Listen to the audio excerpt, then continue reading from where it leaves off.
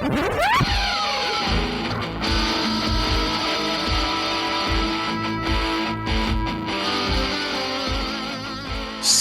the globe to bring you the constant variety of art. It's the Tenant Podcast. I'm Todd Pearson, coming to you from the 40 West Arts District in Lakewood, Colorado. And joining me from his art bunker on the Road of Enchantment, it's South Dakota's favorite son, my partner and friend, Wes Brown. Oh, Todd, it's going to be a weird one tonight. You got to embrace your weirdness. Yes. Well, you know, I'm all about the weird. Oh, my God. I love the weirdness. Yeah. Hey, you want to hear some crazy shit? So we have a returning guest tonight. Yeah. When she was on back in January 20th of 21. Almost said today's date. That's just weird. And embrace it. Are you sure it's? Yes. Yeah. That was January the right date? 20th, 1921. 1921? 2021. It's been a while, kiddos. You don't even know what fucking century you're in. Holy shit. 1921. Anyway, so that was the beginning of the new year, right before the bottom fell out, right? Or while the bottom was falling out. But anyway, at that time, let me see, we had 53 episodes in, I believe, had 99 hours of content. And we were listened to in, 600 cities, 55 countries. Okay. So now it's 2025. Yes, sir. We have 419 hours of content, and we're listened into 3,000 cities in 141 countries. How do you like that, boys and girls? Pretty amazing. And how many hours of content? 419 hours of content. I think you'd take you a week if you 24/7. 419 hours of content. Yeah. And so that's you could listen Sean. to us. You could listen to us for almost 17 and a half days straight. That's amazing. Yeah.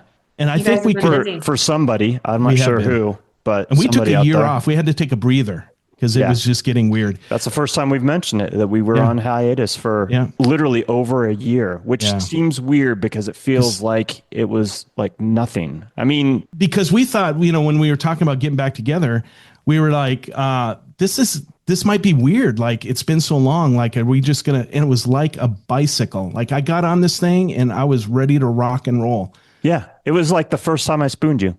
Right. Yeah. And I levitated and my body or my spirit left my body for a brief second.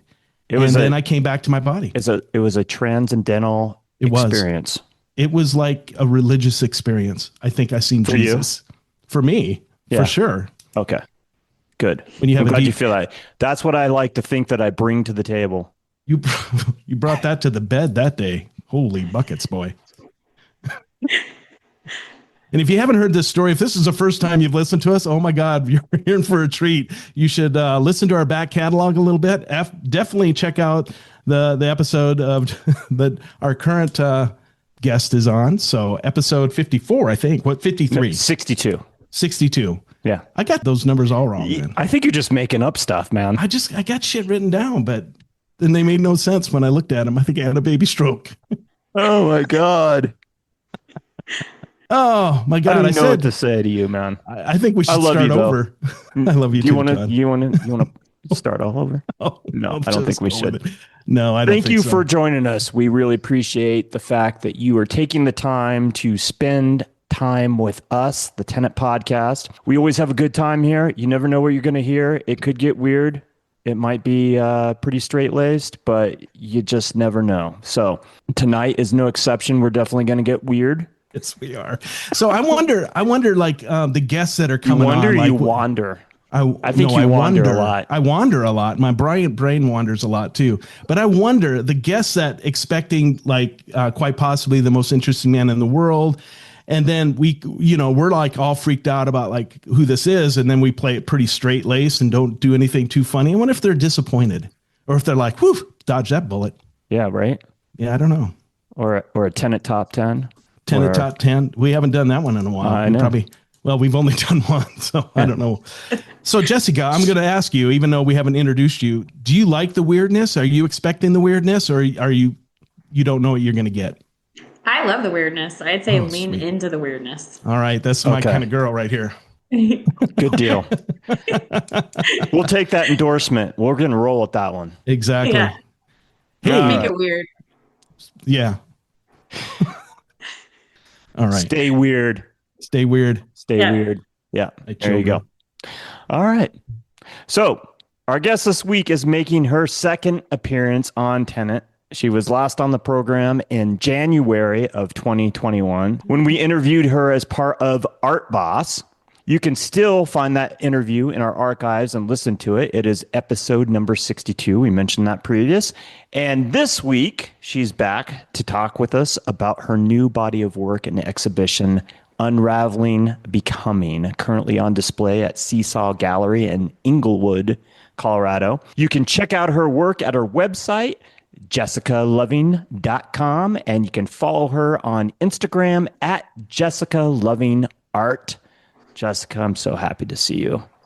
Thank you. Thank you both for having me back. It is such a joy to be back here chatting with you guys. So thank you. You're welcome. I did not know this about you, but I read somewhere in my research this week that you're actually kind of an introvert. Is that true? I am. Yeah, I've really had to just kind of beat up my introvert regularly to do what I do professionally. And so it's something that shows up in my art and has for my whole career thus far. And kind of harking back to my Art Boss episode, that was a business of mine way back when. And I was doing a lot of public speaking then. So I regularly had to kind of get over my introverted self and put myself in front of people and be okay with that. So I got a question for you. When you talk about being an introvert, where do you get your energy? Do you get your energy from people, or do you get energy from being by yourself in solitude? Yeah, I definitely recharge in solitude. So I noticed that after I've been in a very public setting and engaging with a lot of people, I have to recharge by myself. Okay. Yeah, because I'm a true extrovert, because when I'm around people, I get energized. And if I'm isolated a lot, it's not a happy place. So I get too internal with myself. But like even tonight, like when I get off this interview with you, I will be buzzing for at least an hour or two, trying to like decompress. So I'm just charged to the max at that point. So Todd, what about you? I am definitely an introvert. Really? Yeah. I get all the socialization I need through doing stuff like this and being out doing my work as a photographer. But I'm in my happy place in my own space, whether it's here in the studio or at my home. It's like my, Superman's sanctuary of solitude. Like, I always enjoy having people come over and, having like a dinner party or something like that. But it gives me anxiety prior to them coming over. Like, once I have the experience, I'm happy about it. Kind of like, Wes will be buzzing. I'll be buzzing from that experience. But prior to people coming over, I'm like, I don't want people in my space. Like, Right. I don't know if that's a weird thing or not, but I definitely like being in my own space and not having to deal with the outside world. And coming back to me real quick, anytime there's an event, I dread it. I got to go to an event, or we're going to throw an event. I used to work for a nonprofit, so we did a lot of events. Up until the moment I was in it, I was like, oh God, I just want this to be over. And then I'd be in it and I'd be great. And then I'd be relieved when it was done. But like that day, I'm like, I don't even want to go. Like, I just stay here, but and I'm painfully shy with a lot of strangers. If I don't know anybody, I can be painfully shy, but I can also talk to anybody in the room. Like I can, and I do sales. So it's easy for me to walk in and just kind of talk to anybody. So, but anyway, enough about me. Not really, but well, that's interesting, because I would never put you as an introvert, Jessica. Yeah, it's funny. I really struggled with it early. I would say I probably started painting large around 2009, 2010. And that was very difficult because I wanted to remain small, but still had this like insatiable desire to create very large work. So it's been a tension that I've had to kind of hold during this time of being an artist and really not wanting to be in front of people, but realizing that it's kind of aligned with a purpose, I guess. So. Right. So what made you what was the catalyst to make you want to go from small pieces to large pieces? And then how long did it take you to really get comfortable in that space? Yeah. So I remember actually my ex-husband bought me my first huge canvas, and I tend to, if something scares me, I like to kind of lean into it. And so it felt terrifying, but in a way that felt very I was very curious about it. So I really did jump from maybe a 30 by 30 up to, I would say this one canvas was a 4 foot by 6 foot. So it was very large. Really never went back. I really liked the immersive, almost kind of this environment that it created while I was painting. And then I think for the viewer as well. But an interesting thing that kind of happened during that period in my work is that I would paint an entire painting and then I would cover up half of it with plaster. So I was really playing with this idea of, I know what's underneath the plaster and I'm not going to show you. So it was how to kind of keep something hidden that only I knew what it was. Mm-hmm. Oh, that's interesting. Yeah. On that note, take a moment and tell our listeners what mediums you work with and the kind of work that you have traditionally done.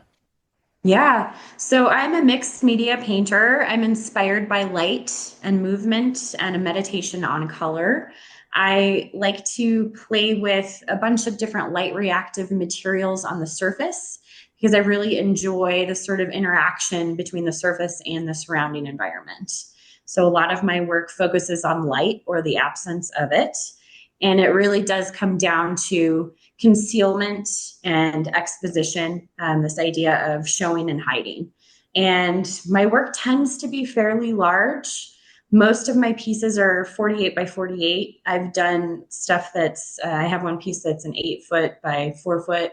So I really do like the immersive quality of larger work. I'm very much inspired by the feeling of being tiny within a massive, expansive night sky or an environment, a natural environment, the desert, for one, where I just feel really small and almost consumed by the natural world around me. And where you grew up here in Colorado, you're originally from Colorado, correct? I am. I grew up in Conifer. So I grew up in Conifer. We had 40 acres. We raised llamas. And it was a really magical place to grow up. My brother and I spent most of our time in the forest running around. It's a good childhood. And that's up in the mountains, right? Conifer? Yeah, it's in the foothills, so it's not very far from Denver. Okay. But it felt like it was tucked away, a world tucked away. So Sure. And I also read that you spent a lot of your childhood traveling, like your pivotal years. Talk a little bit about that. Yeah, so my parents always had this dream to do a big trip, essentially around the world. And so they took my brother and I out of school, homeschooled us for a year. And we started in Wales and we just traveled through Europe, through the Mediterranean, Scandinavia. We went all over, and my brother was in first grade. I was in fifth. And we enjoyed a full year of just living out of a suitcase and having adventures, doing the things that our peers were reading about in the curriculum back at home, but we were actually experiencing it. And that was my first job, actually, that year. I was a kid reporter for the Denver Post. Oh, wow. Oh, wow. That's right. That's awesome. Yeah. How did that come about? I have no idea. I don't know. But it was a lot of fun. I got to write a few articles about where we were at the time, and I would submit them, and they were published. So wow, that's really cool. Awesome. It was And fun. I also read that you were, as a child, very much into the whole creative writing thing and writing just in general. Is that correct? That's correct. Yeah. Writing, I have always loved, and it's still very important to me in my work. And so you've been to all 7 continents? Is that what I read? Yes. So we did that year of travel, and then following years, we would take 1 or 2 months and go visit different areas. And so one of the last trips was going to South America, and we went down to Antarctica as well. Wow. Holy cow. Yeah, How was cool. that experience? That had to have been trippy. It was amazing. It was surreal. I remember lots of penguins. My brother slipped in penguin shit, so that's a really good memory. Wow. That's nice. Yeah. Nothing like that. Yeah. How long were you able to stay on Antarctica? Was it just the day trip, or? We took a cruise down, and so, gosh, it was a long time ago. I think it was a week, maybe. Okay. Yeah, that's cool. Yeah. So what's the most scariest country you've been to as far as? I would say the US is the scariest. Okay. Right on. Yeah. Yeah. Yeah. It's scarier by the day too. Yeah. Yep. No, I felt really comfortable traveling. And I think the more you travel, the more you realize how small the world is. Right.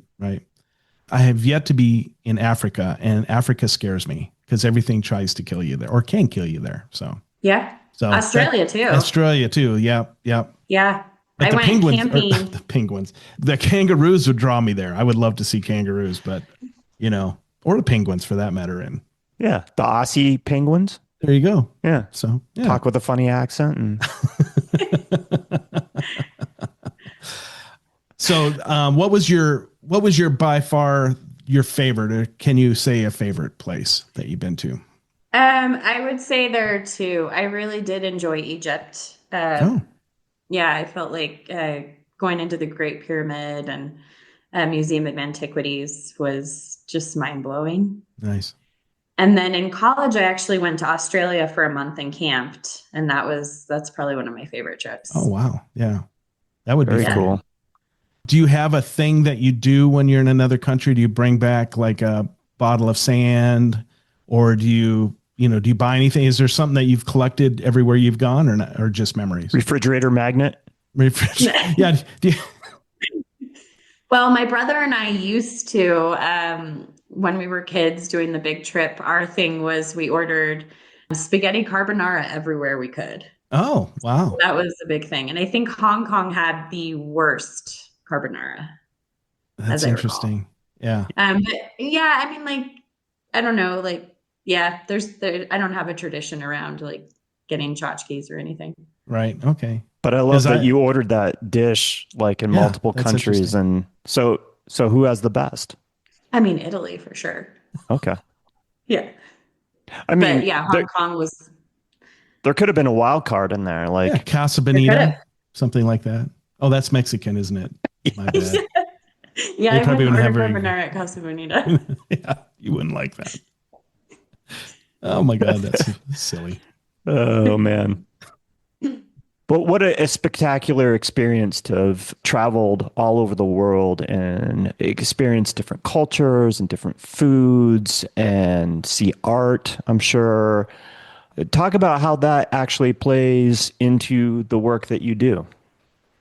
Yeah, I mean, I think that there's an interesting, like going back to this idea of revealing and hiding aspects of self or aspects of work. I think after I returned from that trip, I really had to hide a lot of, or I believed that I had to hide a lot of who I was because it made me so different from my peers. So that's kind of when it started of what do I want to hide? What do I want to show? And that comes through my work. And what did you perceive as far as like how you differed from your regular friends, your peers? Yeah, I mean, there was this idea of like I was able to spend a full year with my family. I was able to live out of a suitcase and have adventures every single day. And life was so simple and so magical. I could see things that other people were reading about. And it was just full of adventure. And then you come back and you kind of have to pretend that you have to stuff yourself back into a box. To fit into this scenario, right? Yeah. Yeah. What did your parents do that enabled them to just take you and your brother and travel around the world? Were they kind of the hippie scenario, or What enabled them to say, hey, we're going to do this and we're going to take our kids and have these experiences? Yeah, my mom is an educator, was an educator. So that really assisted with the homeschooling aspect. She Mm. was a principal at an elementary school. And then my dad is an entrepreneur. So he owns a company, and it's always so hard to explain what they do, but they reverse engineer printed circuit boards.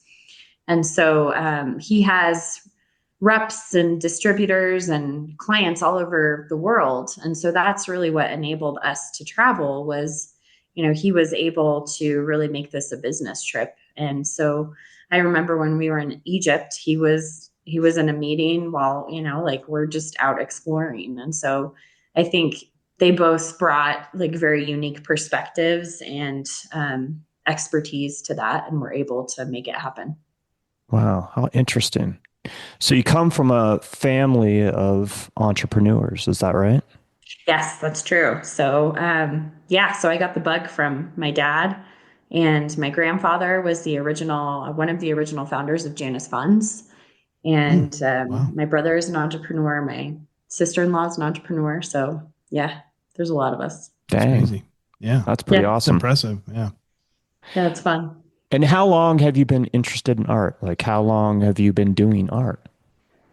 Yeah, I originally started, I really was into creative writing. I was into dance. And so dance for me started at age 5.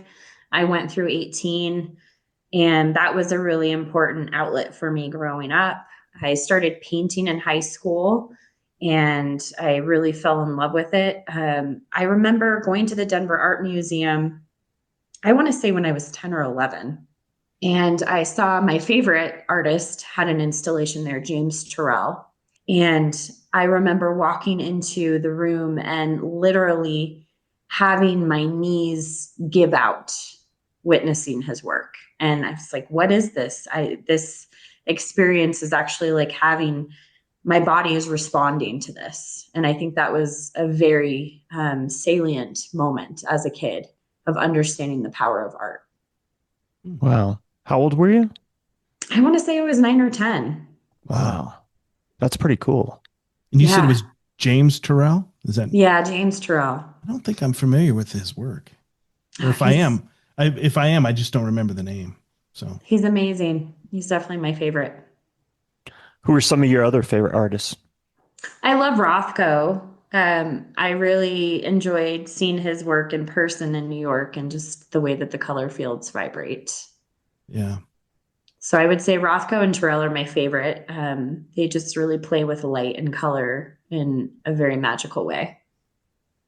Oh, yeah. I'm looking at some of Terrell's stuff, and it is, yeah, I don't think I was ever familiar with him. It's Yeah, his amazing. life work is Rodan Crater, which is in Arizona, and he's excavating out a volcanic crater and creating a space that you can go in and engage with. Oh, wow. Yeah. Okay. Pretty Well, cool. yeah, I love that. Somebody else I get to deep dive in. Yeah. So from the get-go, when you started painting, were you still into kind of the abstract? Is that where you started, or was it more representational, or what was the foundation there? Yeah, it was representational figurative. So in college, I went to Eckerd College in St. Petersburg, Florida. It was an amazing school, small liberal arts school on the beach. Can't beat that. And so I had a studio right on the water. Wow. And I did very fairly large figurative nude, bordering on surrealist work. And they were all, my thesis work was it was called Of the Pieces of the Three Worlds. And I nearly got my minor in Hinduism. And it was kind of threading through Hinduism with they were self-portraits. I found that I was doing these large paintings of myself in crouching sort of positions where I was shrinking away from the gaze of the viewer. And so that's really where I started to play with the idea of hiding and revealing. And it started there. And what's interesting is that work, I actually integrated a lot of tulle, which is the sort of mesh-like material that is in my current work. I was playing with that back in my thesis work in college. Not wedding gown per se, but it was the same material. In your artist bio, you say that you create from a space of shamanic journeying and that you believe your best work is created while working in collaboration with the void. Talk a little bit about that. Yeah, I would say that the creative process for me is a meditation. And really, my spiritual practice is creating work. I do practice shamanism, and I would say that a lot of my work comes out of something I call the void, where it's nothingness that's waiting to be created into something. So that's where a lot of my work comes from. So I have a lot of ritual around the way that I create my work, and it is very much a spiritual practice, with my studio being a very sacred space to me. And how would you say that your work has evolved over time, especially over the last, say, 10 years? Yeah, I mentioned earlier where I had kind of the composition was divided by an exposed aspect of the painting and then something that had been covered up. I started to really actively want to reveal the rest of the painting. And so that was an exercise that I leaned into, where every show I worked on revealing more and more of the painting until I got to the place where I could actually show the entire painting. And so that was a big exercise and a big hurdle that I worked through creatively to be able to show the entire work. And then I would say that my work for the last 10 years has really been focused on light or the absence of it. I have kind of an ongoing love of the night sky. And so I've done a couple of shows that are focused on nocturnes. So they're a celebration of the night sky.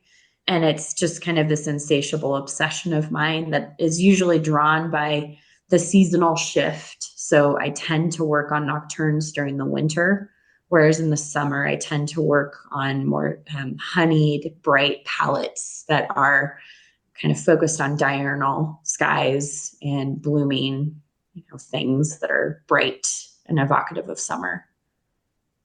I love that. Yeah, that's amazing.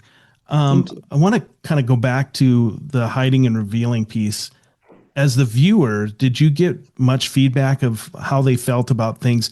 Was the viewer aware of the stuff that was hiding? Like, obviously they didn't know what it was, but number one, were they aware that there was things hiding underneath? And then how did the viewer convey to you, like, if they were aware of it or if it came out? Because I've heard of, like, when you underpaint, a lot of times the viewer can actually pick it up, maybe not visually see it, but they can pick up the essence of what was laid down underneath. Can you address that a little bit? Yeah. So I remember always hearing someone say, well, I want to see what's underneath. Mm-hmm. Because it would be like half the painting would be completely underneath this naked plaster. And so that was kind of the number one comment of like, well, what's back there? What's hiding? What's underneath? And that was really kind of scary to me, to have to remove it, to show every aspect, to be naked, really. So, yeah. That's cool. Thank you. This current exhibition at Seesaw Gallery is entitled Unraveling Becoming. You've said that you feel this is the most important work that you've done to date. Take a moment and talk about the title and what the show is all about. Yeah. So I've really taken a very intimate premise for the show. I've taken 9 months, the last 9 months, to work on a body of work through the arc of my divorce from my partner of 24 years. We were married. We would have been married 18 years this year. And I really took the grief and all of the emotions and just every bit of the experience to the altar of my work. And I've really used it personally as a as therapy, but also felt that it was important to explore the pebbles and the details of what it's like to go through divorce. So I created 18 pieces, one representing nearly every year of marriage, and really chose to bring the hardest, most salient, most excruciating, most beautiful moments of the experience into my work. And so they feel very potent and it's very intimate. It's not me painting a night sky. It's me painting an incredibly difficult personal journey. Like a true departure from what you typically do. Yes, Really very just much so. embedding yourself into this experience and processing. And it sounds like it was very transforming on some Yes. level. Yes. And very cathartic. It's been really interesting to, so I had an art talk with the show. And I first of all, I'm just so grateful for Seesaw to believe in me and to give me this platform for this show, because it's a beautiful space, and Haley has just been just so amazing and supportive. And so that's really meant the world to me. But yeah, to have an art talk and be able to stand up in front of a group of people and share this intimate, personal, painful journey and feel held and witnessed in the process has been unbelievably beautiful. And to realize, obviously, like 45% of marriages end in divorce. So this isn't unique. So many of us have gone through this, but it's been nice to talk to people and listen to their experience and share a bit of my journey through this. I bet. I mean, we had a very nice talk. You were nice enough to take time out of your day last week and give me a personal tour. Was that last week or was it this week? God, the days are just running by. I think it was this I week think it was last week. Anyway, and give me a personal tour, and we had a lovely conversation, about the work and divorce, really. As someone that has experienced divorce, Wes has experienced divorce, so there you go. We're part of that 45% of the people that have experienced this particular thing in our lives. And it can be very difficult. You decided that you wanted the divorce, because I kind of want to delve into kind of get a little bit of the context of this outside of just the idea that you went through this process, that you experienced divorce. Talk a little bit about that. I mean, that's a hard decision, and especially for someone that has been in a relationship for so long, to have that epiphany or make that jump. Yeah. Yeah. It kind of came into my realization literally on one day, last year, late December. I was painting painting for a show that was going to open in January up at the Center for the Arts Evergreen. And I had a brand new body of work that I was really trying to understand, because I don't plan my shows traditionally. Again, they are kind of pulled from this meditative space, and sometimes I don't understand what they're about until the end. And so I had been painting this new body of work that was essentially shadow and trying to understand it. And I was up at my studio very late one night, finishing the last layers of varnish on the very last painting. And I had this sinking feeling about going home. And I unraveled that. And with the help of my brother and sister-in-law, and kind of realized that it was that moment that I woke up to the fact that I just was not happy. And it really happened on a gradient. It wasn't, I think it, like many failed marriages, it just slowly the light turns down and you don't realize it until it's off. So I was working on art when I realized that. And art has always been my buoy, my life raft, or just my way of understanding my own experience, digesting things. And so art was the way that I understood what was going on and what I needed to do. going a little bit deeper, what was that thing? What was that thing that in the back of your head as you're working on this body of work that kind of hit you and you realized that you just weren't happy or whatever the emotion was that you were experiencing? Yeah, I mean, I literally just had this thought of going home, and I felt like the wind had been knocked out of me. And I studied that feeling of why was I getting that gut punch response to going home and not feeling like I wanted to go home. Yeah, it was a really harsh sort of wake up call of I am not happy in my marriage and feeling as if I had been in a coma, truly. And I had just woken up for the first time. Wow. Yeah. Did you feel like you were like in a place of stagnation as a person? Like you had been stifled on some level of who you could truly be or wanted to be? Yeah, I felt like I had been kind of saran wrapped in layers and then stuffed in a box, and I didn't have a voice and I didn't have limbs and I didn't have a way to engage with the world around me in an authentic way.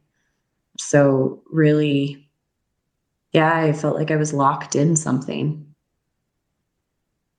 And from that moment, how long did it take you to really decide that this is the path that you were going to take?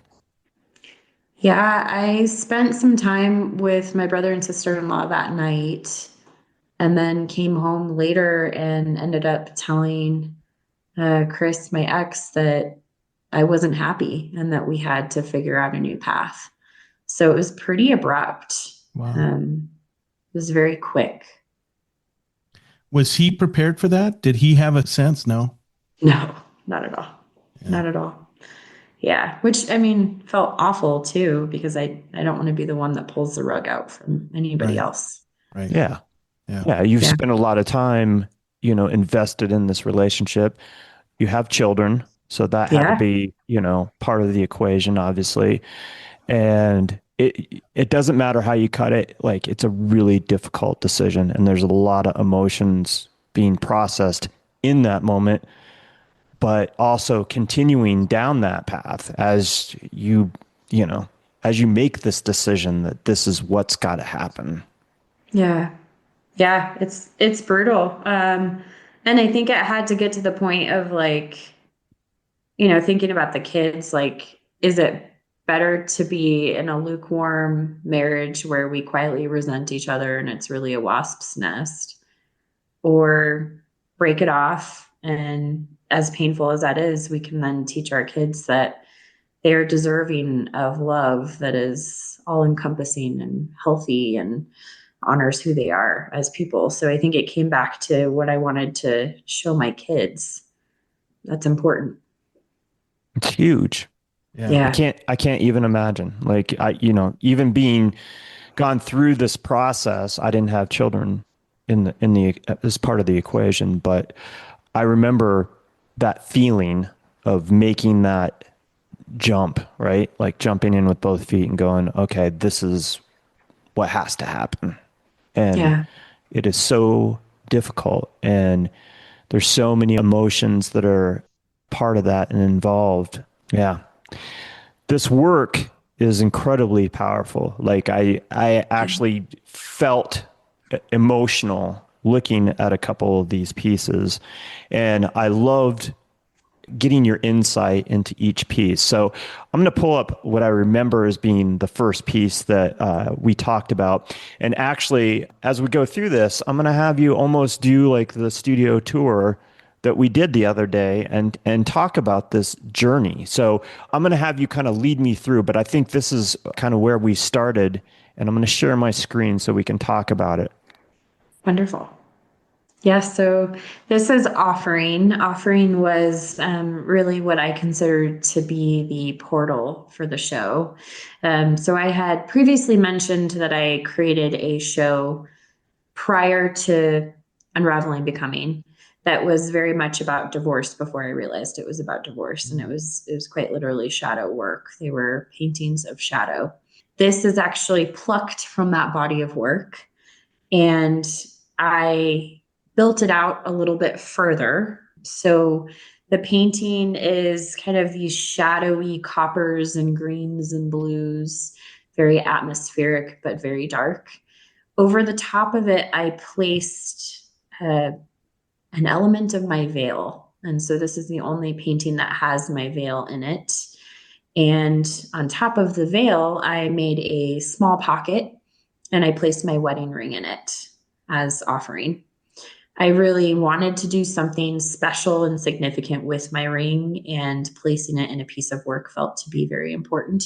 And so this is actually the first piece that was initiated into the body of work and the final piece that was finished. So it's very much portal, both in and out of the body of work. And you talked about whether or not you really wanted to, what you were going to do with your wedding ring, and you felt like this was where it belonged. Like so many other people would put it in a drawer, you actually put it in a piece of art. Yeah. Yeah, it was a significant, I mean, it is a significant symbol, obviously, of marriage, a traditional symbol of marriage, but it felt important because it's something that you wear on your skin during the duration of your marriage. And so this felt like a good way to honor it and thread it through the work. You described this work as a visual poem. Talk a little bit about that. Yeah, I would say all of my work is a visual poem. It's a study of movement and color and density and the layers that have been applied. There's kind of a dance of revealing and concealing, even in these near color field works, where there's windows of things that are appearing, maybe from an underpainting. This one also has crushed glass on the surface that's suspended beneath the veil, so it's a little harder to see, but it really does play with the light. And yeah, I think the fabric, the tulle adds some rhythm and patterning to the surface that's interesting, some dimension, just something that's tangible, that's obviously really hard to understand when you're just looking at a photo. Mm-hmm. Talk about the gel that you used that you see in a lot of these pieces.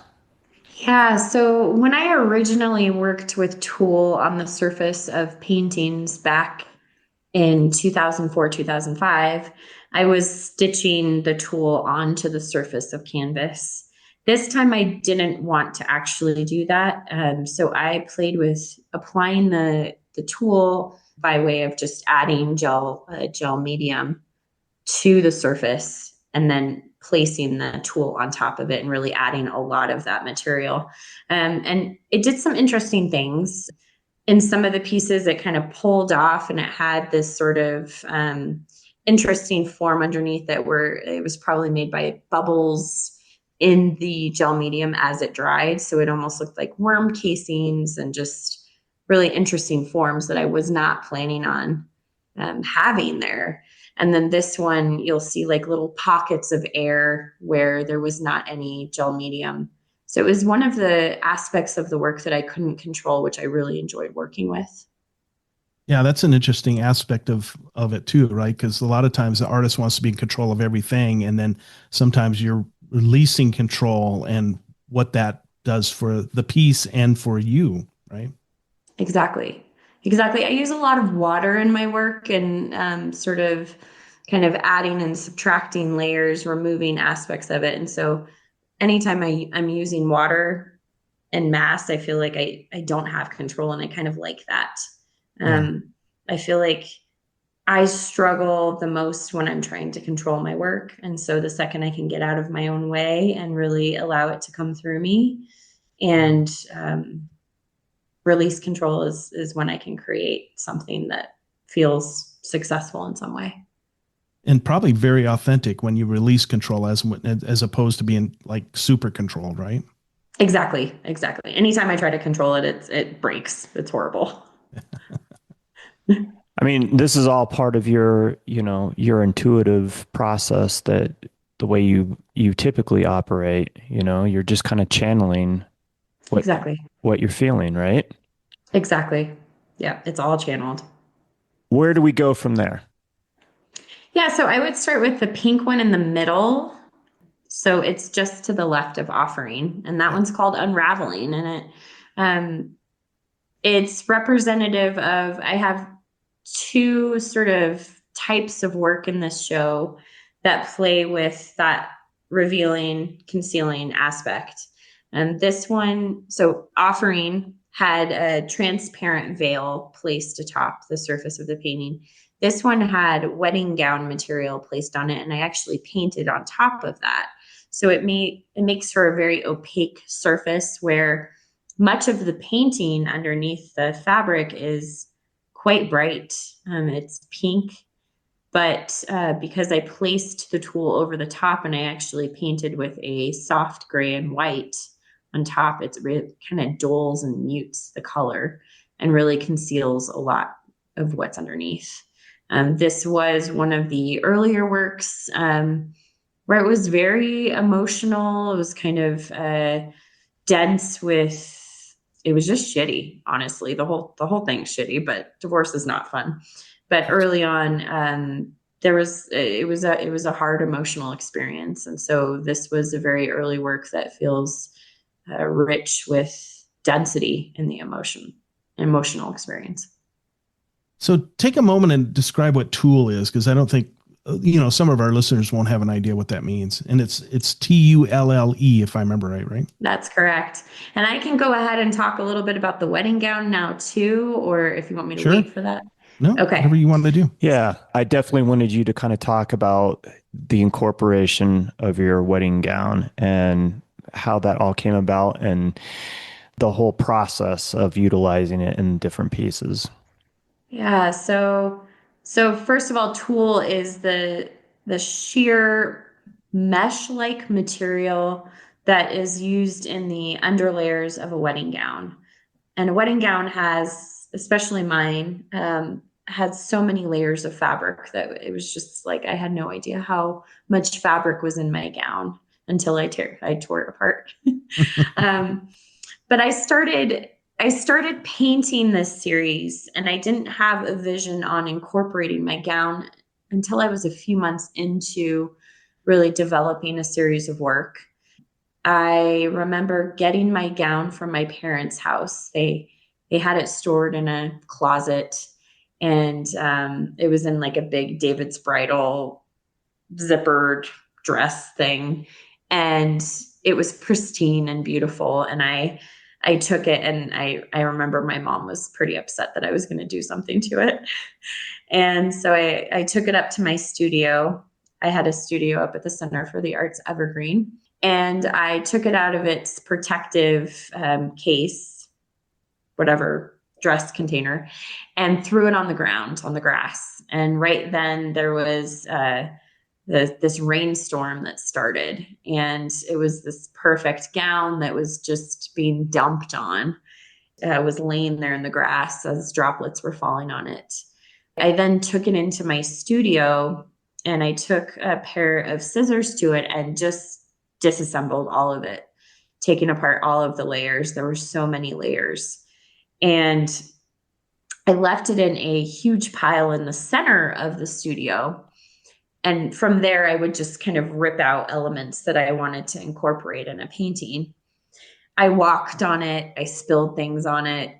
It was right there in the center of the room. And every time I walked over it, maybe like a piece of tulle would get stuck to my shoe, and I'd walk around the Center for the Arts Evergreen. So I'm fairly certain they're going to find tulle there for years to come. I mean, I've found it in my cars. It's followed me everywhere. But really, the gown lived in a pile in the center of my studio for a couple of months, and I would just pull from it to incorporate things onto the surface. So it was quite the process. So was there a lot of anger when you were going through the divorce, even though you're the one who initiated it? Yeah, I mean, there's anger, there's sadness, there's grief, there's every type of emotion. There's relief, there's fear, there's everything. Yeah. So what were you experiencing, like when you took it outside and it rained on it? What were you experiencing as you were starting to disassemble it, thinking that you were going to incorporate this in some piece, some way, shape, or form? Yeah, the feeling of taking shears to my gown was cathartic, and like physically ripping it apart felt really good because I could, like, there was a physicality to it where I was just tearing apart this classic symbol of marriage. And it did feel wrong to just completely destroy a gown, a beautiful gown that I loved. But I think it was very much a part of the process of healing early on. Mm-hmm. And so where do we go from here, from the piece that we just talked about to Yeah. I would say you could go to the one beneath that pink one that we just looked at. rock So this tumbler? is Rock Tumbler. And this is another early, like it was created early on in the 9 months of time that I was working. This one was kind of surprising. This one, and there's one other one that were kind of painted concurrently, and they have a really soft, gentle palette that doesn't feel, I don't know, it doesn't have a lot of emotional density to it. It's just surprisingly light. But Rock Tumbler was done early on. It was kind of named after the feeling of being thrown in a rock tumbler and having to make sure your limbs are close to your body so you don't like lose a limb. There was a sort of violent, eruptive upheaval to that time period. And this piece is very evocative of that. I used bits of gown that were kind of ripped off. There's clear channels of exposed canvas where things aren't quite meeting up. And it really felt like a clear sort of division in the material and what's being revealed underneath. So there's an eruptive quality to the way that the tool was applied. It's really a stunning piece. And I will say this, and this is something we've never like actually really done on the podcast, because I feel the reason that we're discussing all these pieces, because I feel like it's all part, you call it a visual poem, but it's really like a story, like the Mhm. way it unfolded and you talked about it and what you were experiencing in each one of these pieces. I feel like is important to the story, and it gives context to the whole, exhibition as a whole. And you got a sense of what you were experiencing. But I think if you're a person that has experienced divorce, you will see things in it that mean something to you. I think I conveyed to you when we were standing there, the more I, looked at certain pieces, just like any piece of art, I could see things that meant something to me, you know? So it was a combination of hearing your story and your journey of divorce, but also relating to it on a level of my own personal experience, which I think is incredibly powerful when you have that kind of an experience with a piece of art. Yeah. Well, and I feel like, and I kind of talked about this during my artist talk, but I think the number one question that artists often get asked is, how do you know when a piece is done? And my answer is always, once it's been witnessed. Mm. And and so the witnessing is you sharing your story and telling me, and vice versa. And there's medicine in us kind of sharing that together. So it's a crucial part of the process. I like how you described it as medicine. That's a great term on so many different levels. Okay, so we talked about Rock Tumbler, and you said there was a companion piece. The companion piece was Grief is a many-limbed creature, and if you scroll down, yeah, it's on the right above the purple. It's on the right column above the purple. Yeah, there you go. So this one was created during the same time as Rock Tumbler.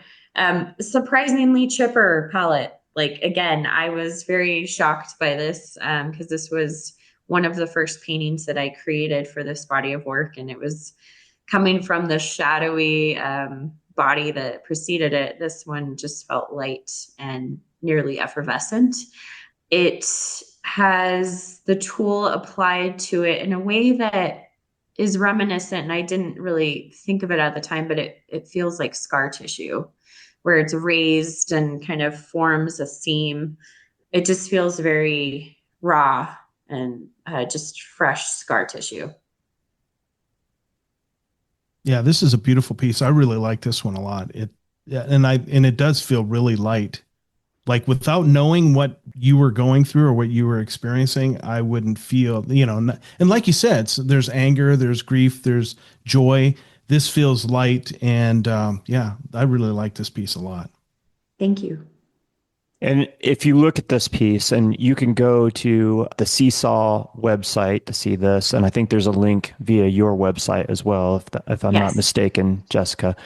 You can definitely find it under the exhibition's name, Unraveling Becoming, and you can see all these pieces. You can see photos of the pieces in the gallery, plus the individual pieces and close-up details of all these pieces.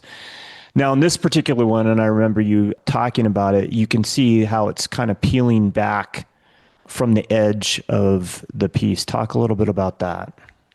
Yeah, I kind of struggled with the idea if I wanted them to be fully bound, that is the canvas, to have the tool go around to the back, or if I wanted to expose the side. And I really decided upon having it kind of placed over the surface and not go beyond the edge, because I really wanted to expose aspects of the corners and really just have it placed atop the canvas.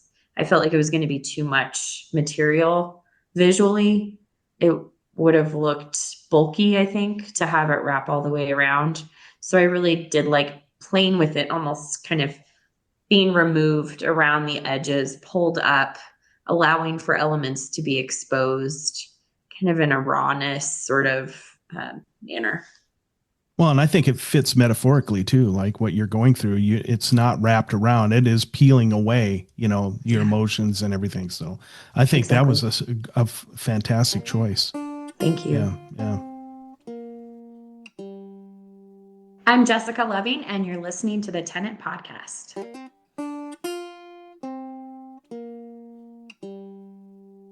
Okay, so next we could go to the gray one on the right, beneath Offering. And I guess we're going to go there. So this is Caged Tiger. Part of my healing process has been looking for therapy in the many ways that it shows up. So that's been doing a lot of therapy and EMDR therapy. That's been, I did a big solo camping trip that was very therapeutic. It's been painting. It's been spending time with family and friends and doing a lot of meditation and just kind of plunging into therapy in its many forms. And another form has been plant medicine.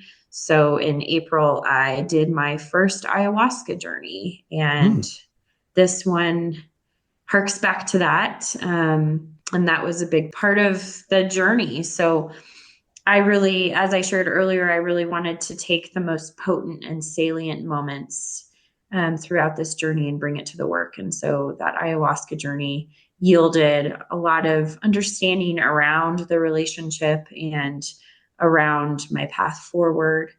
And it was enough, left enough of an impact that I really wanted to make a painting about it.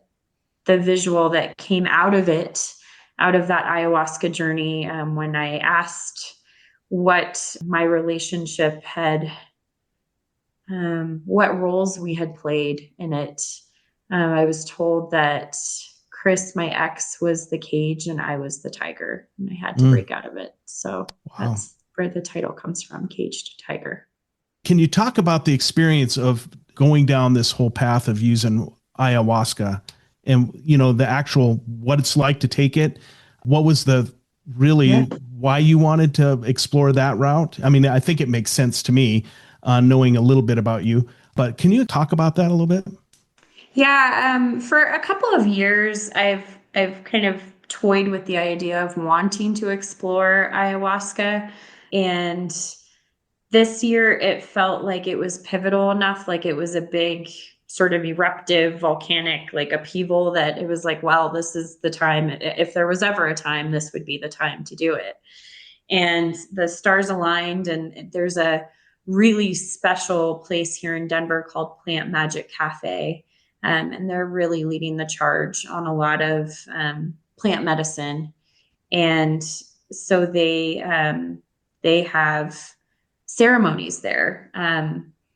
And hopefully I am saying this in a way that's okay. So we may have to, anyway. But Plant Magic Cafe was where I went, and I did a form of medicine. So ayahuasca traditionally is grandmother.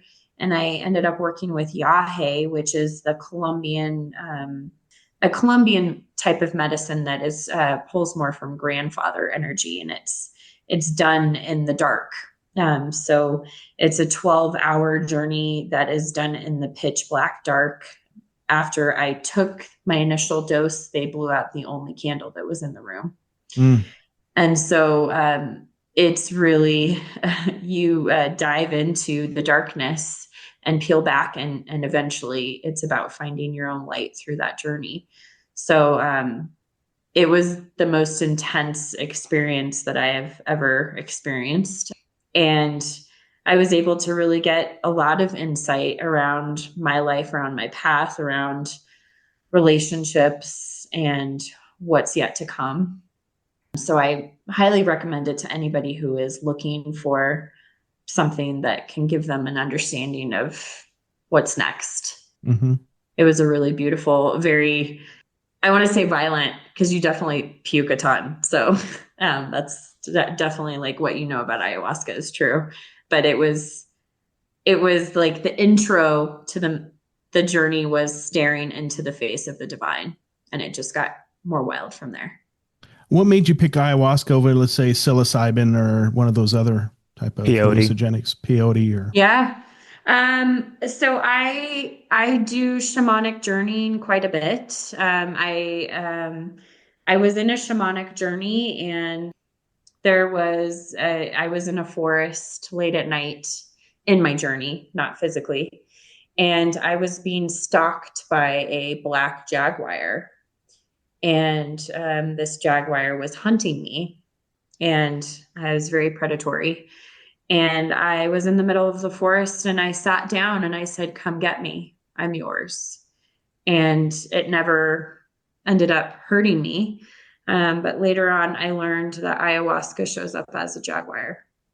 So interesting. Yeah. And I have done psilocybin before and have had amazing experiences. And I did another journey this summer too with psilocybin after ayahuasca. So all plant medicine is incredible, but I had been really wanting to explore Aya for a while. So similar effects or totally different, or how would you describe the difference between ayahuasca and psilocybin? They are quite different.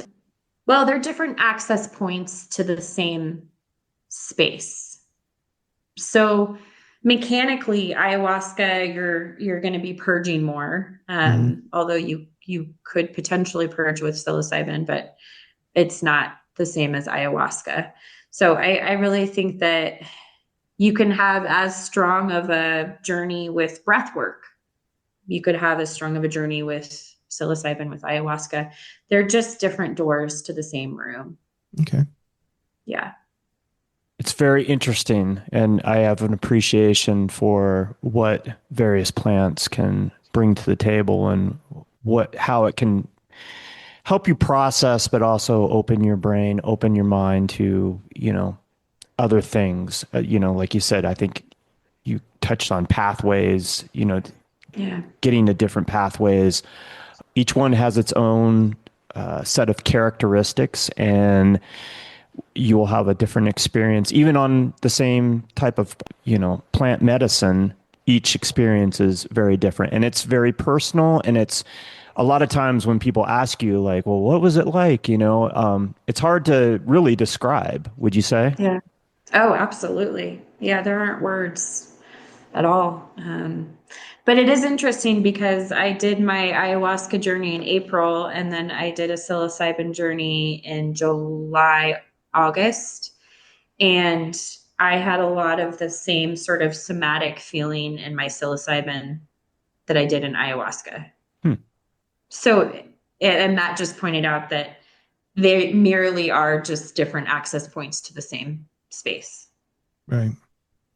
Now, when you did you said you went to this Plant Magic, is it what it's called? Yeah. Was this a solo thing, or were you with a bunch of other people when you experienced this? Yeah, I would say there were about 15 people in total that were in this group, and I didn't know any of them. My brother was supposed to come with me, but ended up not being able to. So I really had to do it on my own, which was a very important part of it. Sure. Yeah. It's a very personal thing, even if you are with another person. Yeah. Yeah, it is. It is. And I think you can go in like wanting to be comforted by a familiar face, but you are traveling through that territory by yourself. Right. Yeah, for sure. Kind of Yeah. a travel through time and space. Exactly. Exactly. It's And very then powerful. I bet I've never done ayahuasca, but it sounds interesting to me. I've experienced psilocybin and Yeah. peyote Yeah. numerous times, and yeah, all different types of tools. Exactly. The psilocybin experience, was that a solo experience, or were you with other people for that one? I was with two other people. I was leading a ceremony with them, and we were camping on my property outside of cell coverage in the woods in the dark. And it was a very powerful experience. Lots of laughter and joy, and then lots of like really profound moments of realization. So it was very powerful. Wow. And you've been doing this prior to all of your divorce and everything. So what was the first time? What made you decide you wanted to do that the first time? Yeah, so I actually had only done psilocybin once prior to this year. Okay. And I had what traditionally, like a lot of people would think is a really hard trip, but it was life changing and very, very difficult, initiatory, very hard, physically very, very difficult, but it changed everything for me. And so I approach plant medicine with such a deep and profound respect, as I believe everybody should. It's not something to escape into, it's a medicine that can provide powerful insights. Yeah, and I think it's easy to relate your experience, but your brain is a very precious thing. And so you shouldn't take that decision lightly to go experience one of these different plant medicines. You shouldn't be coerced by somebody. It should really be a decision that you make on your own and decide that this is what I truly need, and, kind of be in the right scenario and with the right people if you're going to do it with other people, and in a comfortable place. Absolutely. I think that's so important to make sure that you have a guide that's able to hold space and really understands your unique circumstances and can really help you through anything that feels difficult in that moment.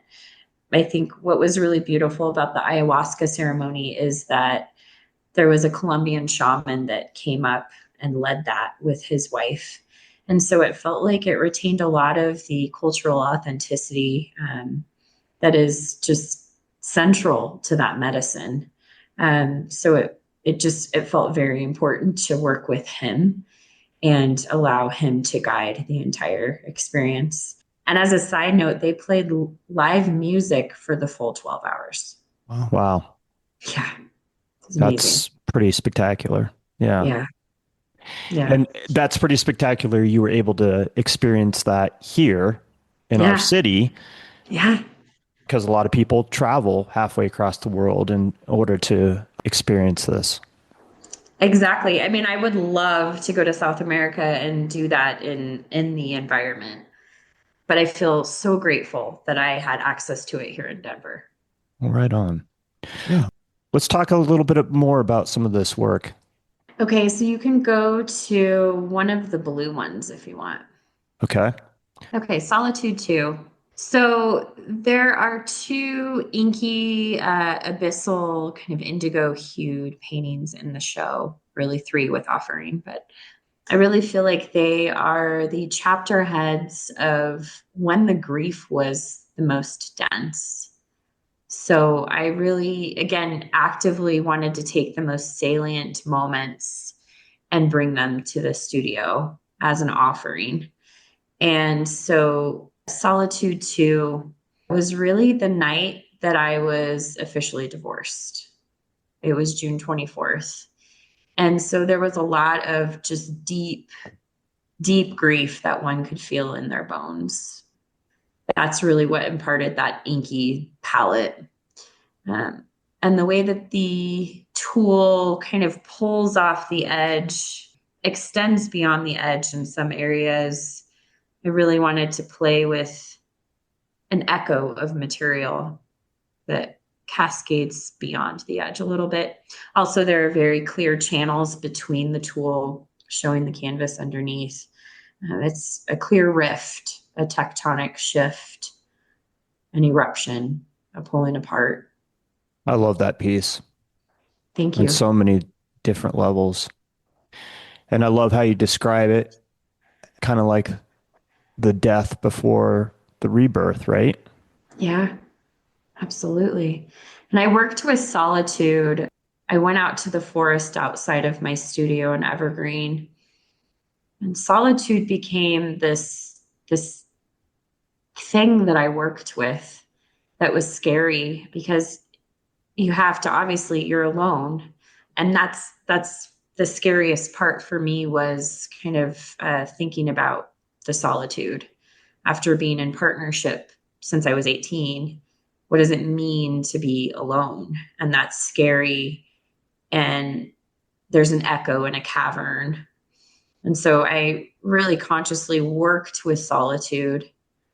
And the reason why it's called Solitude 2 is I felt like when you're working with solitude, you actually are not alone. Mm. So talk a little bit more about that, that you're not actually alone. Yeah, I mean, I had kind of envisioned that solitude was this separate being from myself, feminine, and I had a bit of a conversation with her and was like, why am I so afraid of you? What can you show me? And definitely did some meditative work around solitude and the lessons that are yielded while working with her, and realizing that yes, we're afraid as humans, we're afraid to be alone, but there's such beauty when you explore spaces alone. You learn new things about yourself and you realize that you're never actually alone. So this other entity, this energy, or however you want to describe it, that's part of you? Or is this an outside entity that you're tapped into, that you're connected to? How would you describe that? I think it's the absence of everything. There's, I don't know, I don't think it's a specific entity, but it was an energy that I was working with when I was doing some shamanic journeying around specifically this piece, and throughout the journey of what is it to be alone, and if you could have a conversation with solitude, what would that conversation be like? So it was working with something that as you hold on to it, it slips between your fingers. It's working with the void that I've talked about too. It's the absence of something that's waiting to be created into something. How long have you been doing shamanic journeys? I mean, I haven't called it that for a long time. I think I've always done sort of my process of intuitive painting for a very long time. Mm-hmm. I've meditated for a long time. But I think formally calling it shamanic journeying only for a couple of years. Okay. I'm very new to it. Right. Still very similar though. It's connected. It's just that now it's been labeled as something different than maybe what you'd have labeled it when you were younger. Exactly. Okay. Exactly. I go to the same place. I just have a word for it now. Right. And you can go to that place through various things, right? Whether it's plant medicine or meditation or whatever that looks like for you. But you definitely, it's different ways to tap into it. Exactly. Breath work too. I have to say breath work, the time I have done breath work for several years now, and it can be as profound as ayahuasca. They mirror each other perfectly. So yeah, different access points, same place. And you can incorporate breath work in with your psychedelic experience as well, which is taking it to a whole other level, I think. Yeah, I mean, I think you get a gold star if you do that. Like, that's crazy. Like overachiever if you're doing that. So I've done sound baths before with breath work, and that's pretty amazing. I've my daughter's boyfriend, I guess, introduced me to it the last time I was in Arizona, and it was an amazing experience. And then I've since done one up here in Rapid City. A young woman led us in a sound bath breath work process, and it wasn't as good, but that's, she's young and just starting out, but and the other ones had all these big giant crystal bowls, and they would hum and all that kind of stuff along with it, and it was an amazing experience. So really relaxing and cathartic, and so, and then getting in touch with the different level, the different chakra points or whatever you want to call it. So that was really, a unique experience for an old guy like me. So yeah. That's beautiful. Yeah, sound baths are amazing. Yeah. So let's talk about one of these other pieces as part of your journey here. Okay. Where should I go? Okay, so I would let's go to dark matter. Dark matter is under the blue on the left side. Yep, there you go.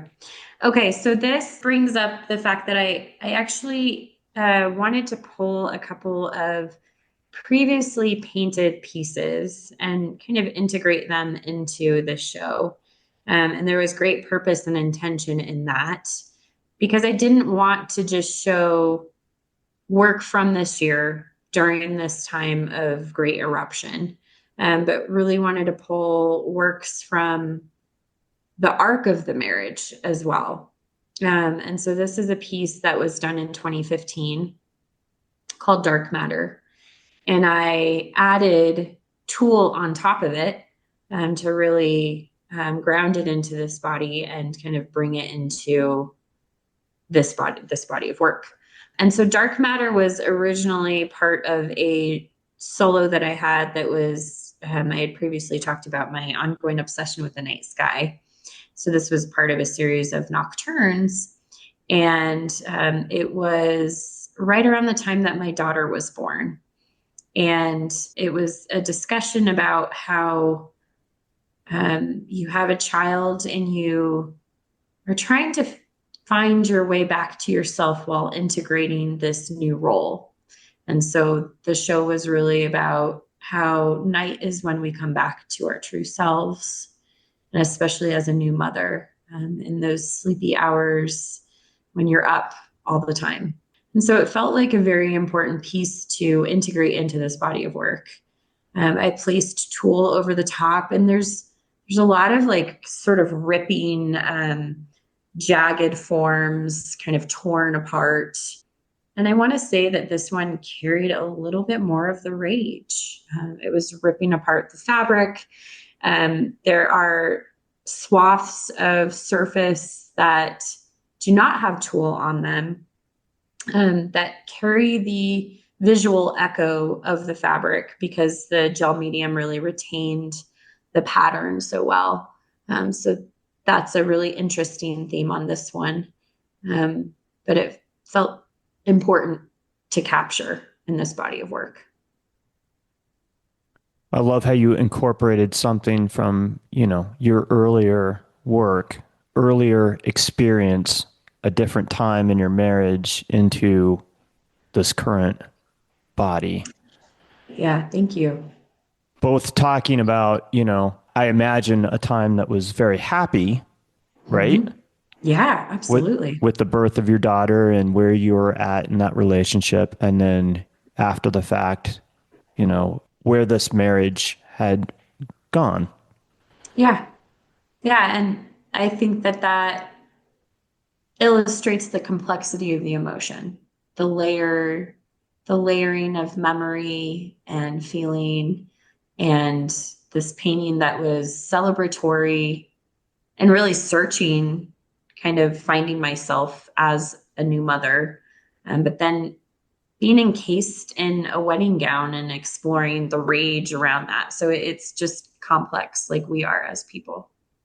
Sure. And so where do we go from here, Jessica? You could scroll down a little bit, and I would go to the pink one to the right of my wedding gown. Yeah. So this one, the place in between places, much like the last one, was pulled from an earlier body of work. This was a pretty significant time period in my marriage.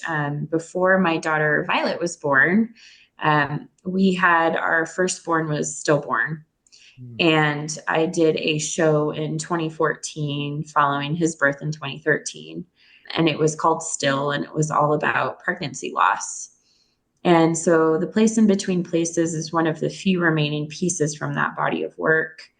When I was pregnant, I planted a garden. And after I lost him, I pulled up the soil in that garden and placed it in the painting itself. I felt like this was a very big thing that Chris and I went through together in our marriage. In many ways, it brought us together even closer. It was just a significant part of our lives together, of our lives separately as well.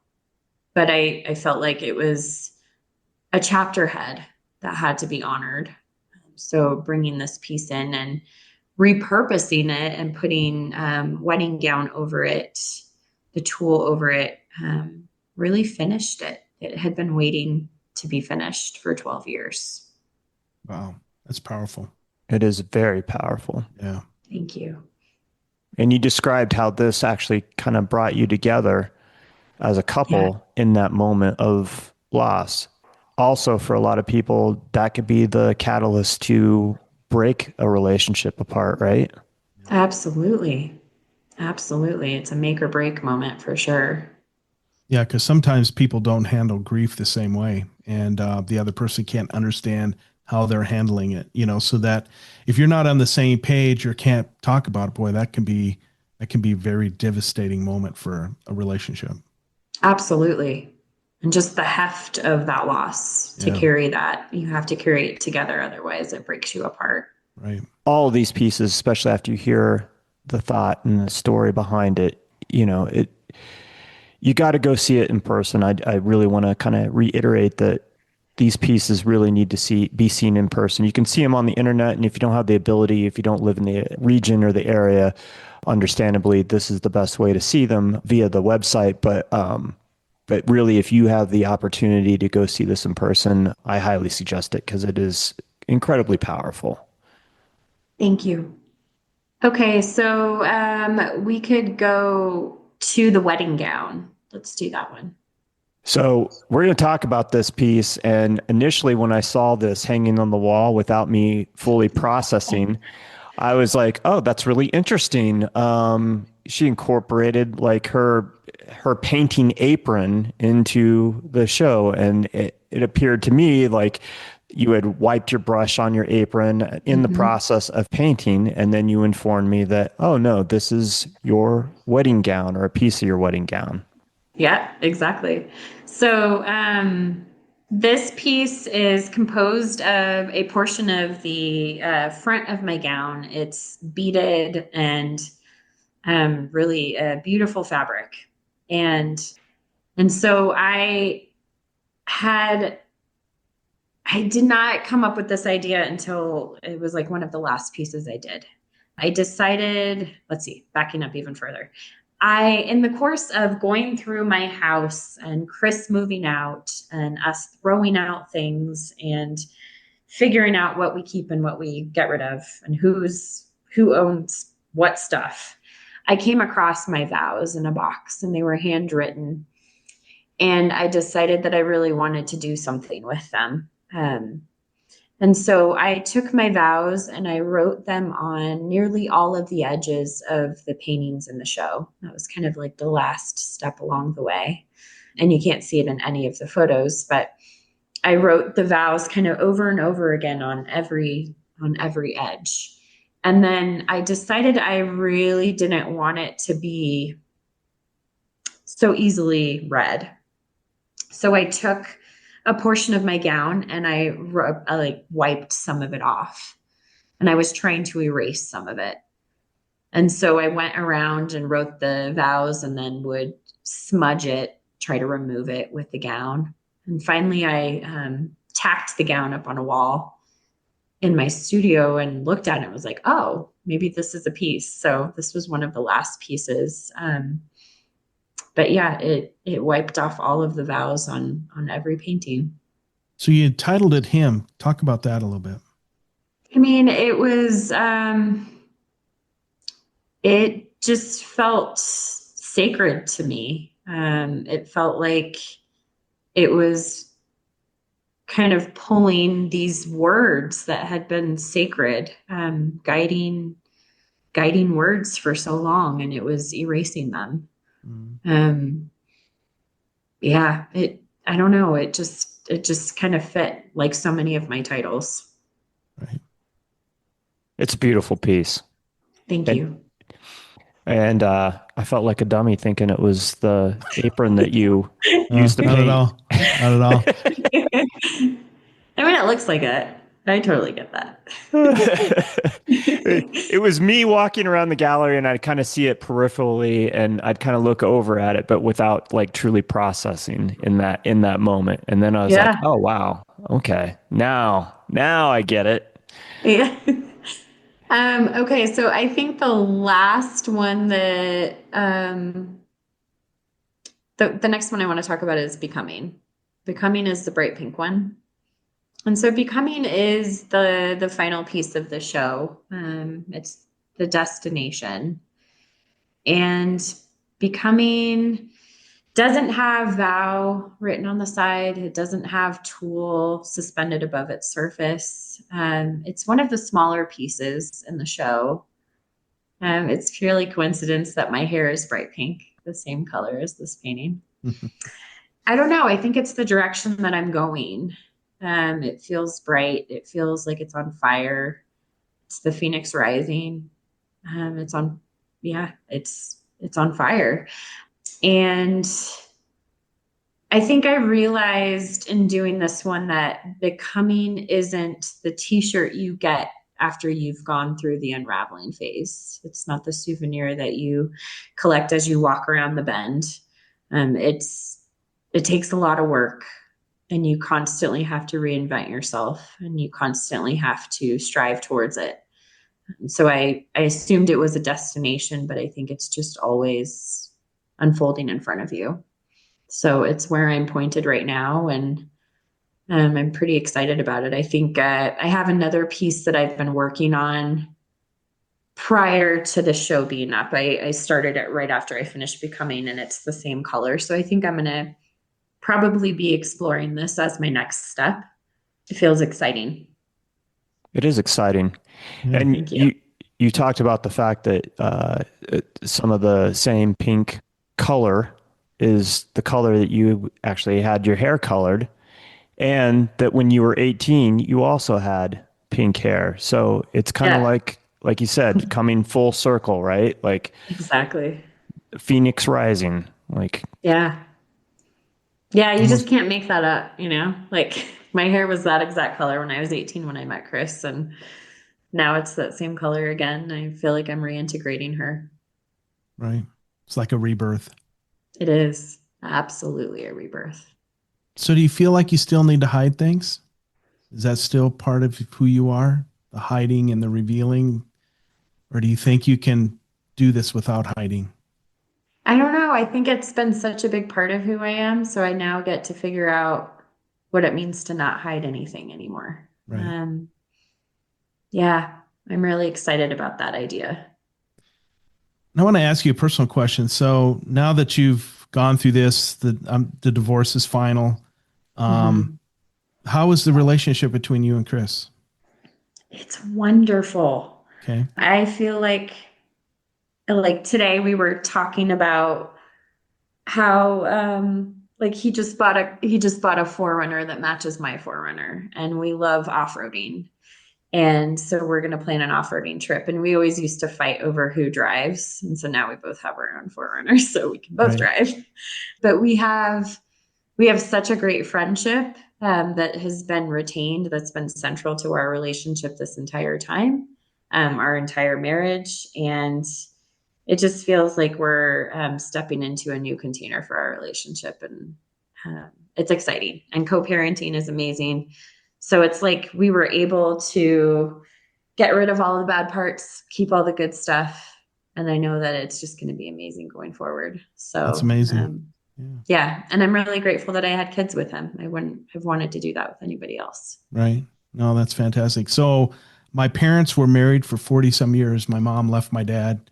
The week after my wife and I got married, came to our wedding, my mom talked about wanting to see her brother, that he didn't want to go. They'd just done another big trip. And that if he didn't go, she was just gonna go. I didn't take it that way. I thought she just meant she was gonna go by herself. So I'm telling this story because and then I'll get to my point, which is somewhat emotional, but so I called my dad and he answered and he's like, if you talk to your mom, I'm like, no. He's like, well, put her on. He said, well, she's not here. She's gone. And I was like, what do you mean? Like she moved out. And I was devastated, and I was an adult. I'd been divorced twice. I was on my third marriage and I was devastated and I didn't know how to deal with it. And it was weird. So a couple of years go by, I was talking to my dad and I was like, why do you still come in? Cause he would come out and visit. He would stay and visit with her. And I was like, why do you still, you're divorced. My first wife, there was no way we would have been friends. It would just wouldn't have happened. And he told me like, well, she's my best friend. Mm. So Yeah. to hear that you and Chris are good as you can be, that's nice to hear. So thank you. I'm grateful. Yeah. Thanks for sharing. Thank you. Yeah. Thank you for sharing. Yeah.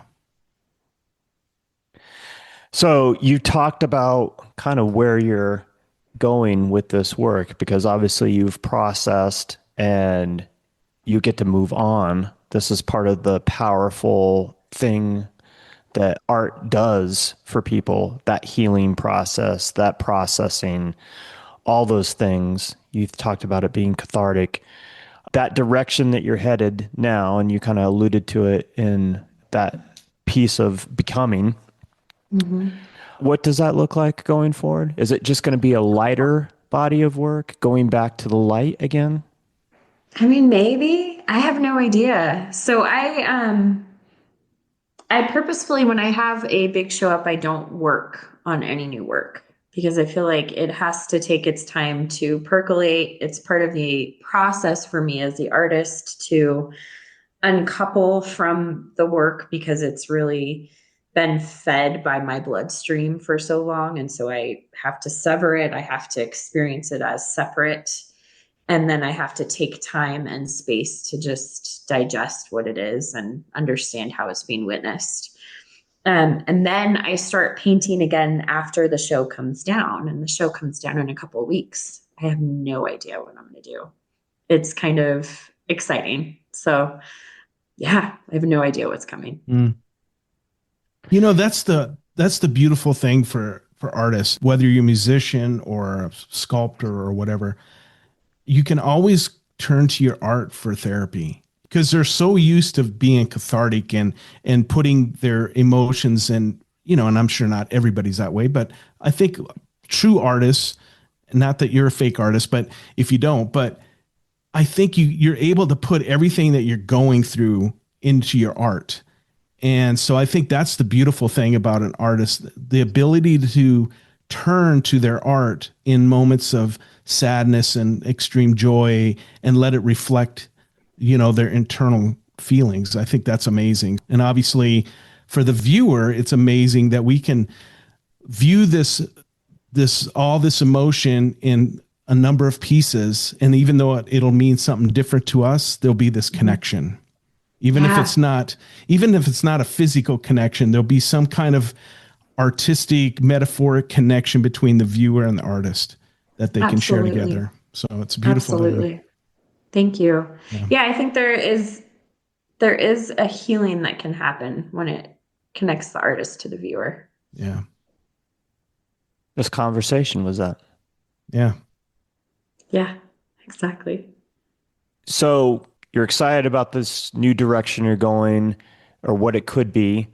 What do you have going on between now and the new year? Do you have anything going on? I did see that, and I'm going to share this piece real quick, that you're part of a show at Edge Gallery. Oh, that's nice. And you posted this piece 4 days ago. This is a new piece? No, so I did that last summer. I did a body of work called Canopy, and it was every day before I went to my studio in Evergreen, I would go for a hike in Elk Meadows, which is my favorite trail up in Evergreen. And so I would spend time in the forest, and then for about 1 or 2 hours, and then I would come back to my studio and paint. And so it was kind of playing with the tangle of light and dark, of the dappled sort of light that falls to the forest floor. And especially like as the world feels fairly uncertain, I felt like I could exist in this little microcosm of a forest for a time. So that's what Canopy was. So this is a piece from that show, and that show was actually just on Artsy, so it never actually got up on a formal wall. So I was invited to participate in an alum show at Edge. I was an Edge member back in 2013. And so they have 40 years of Edge artists that are on display right now. So that's a really cool show at Edge, which is an amazing co-op here in Denver. Nice. Right on. And then I'm showing at Lakewood Cultural Center. I'm doing a group show with a couple of other artists, and that will open sometime in October, early November. And that will run through January. So, and that's about it for the year. Well, cool. There's some other galleries and places where you can see your work. If you don't get to check out the show at Seesaw, you can check out Edge Gallery, and you can also check out the Lakewood Cultural Center. And I'll make sure that I have all that information in our episode notes. Thank you. Anything else that you want to talk about before we leave off tonight? Nothing I can think of. What about you guys? Well, I just want to say this has been a wonderful experience to see you again, to see the body of work you're going. I think it's very powerful. I wish I could have seen it in person. Maybe I can get down there before. I got to get my Tesla worked on. So maybe I can swing in there before that happens. But it's been wonderful catching up with you. We love you. We love your work. Oh, I love you guys. Yeah. Thank you. Thank you so much for the opportunity. It's just such a joy to be back. And I just love hanging out with you and talking art. So thank you. We love hanging out with you too. So thank you so much for coming. Thank you. Yeah. So my last question, I ask this almost every single time, but knowing a little bit more about you and the spiritual side of you, do you have a motto or mantra that you live by? And has it changed during this experience of the last year or so? I think I'm searching for a new one as I step into my becoming this new version of self. I'm finding a new guiding light right now. So, yeah, I don't have one yet. Nice. So we'll get I'm back to you in surprised. another year or two and see where we're at. That's a surprising answer. I really expected you to have one. That's amazing that you're this honest that you're looking about it. So thank you for being, saying that. Yeah, yeah. I mean, I think all of this is I've unraveled everything, and now I get to rebuild and find the new iteration of self. So it was brought down to the studs this year. Thanks, 25. Please keep right in on. touch with us. We're big fans. Please Oh. reach out to us. Love to hear from you again. And thank you so much for being on. I really, really appreciate it. Thank you. And thank you for what you guys do. You guys are just amazing. And this podcast is so important to so many of us. So thank you. Thank you for all that you do. We appreciate that. Thank you. Do yourself a favor and get down to Seesaw Gallery to take in Jessica's magnificent show, Unraveling Becoming. It runs through Sunday, October the 19th. But Jessica says that they're looking at extending the show. She doesn't know how much longer, but, don't wait. Shake a leg. Get down there. Seesaw Gallery is located at 5 West Radcliffe Avenue in Inglewood, Colorado. And be sure to follow Jessica on Instagram at Jessica Loving Art and check out Jessica's work at her website, jessicaloving.com. As always, I will have all this and more in this week's episode notes. For the Tenant Podcast, I'm Todd Pearson. And I'm Wes Brown. Have a great week.